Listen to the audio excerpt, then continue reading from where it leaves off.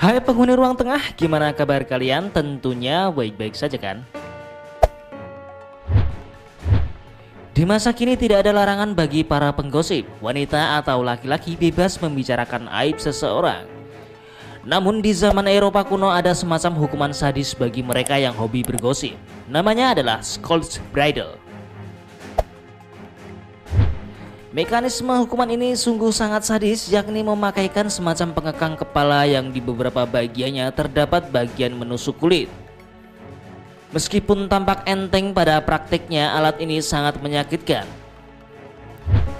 Hukuman ini sendiri bermula pada abad pertengahan, tepatnya pada tahun 1567 di wilayah Skotlandia. Pada zaman itu Skaldsbreidel belum resmi disahkan sebagai hukuman. Gereja dan pengadilan umum telah menganggap tindakan ini sebagai pembalasan bagi wanita pemberontak, liar, tukang tipu, dan tukang menyebarkan aib. Adapun warga Skotlandia Utara menyebutnya dengan breaking yang dirancang khusus untuk wanita tukang gosip. Sejak itulah penduduk setempat menamainya dengan julukan The Gossip in Bridal. Skaldsbreidel akhirnya ditetapkan sebagai hukuman tetap dan berkembang hingga seluruh penjuru Eropa seperti Jerman dan Prancis.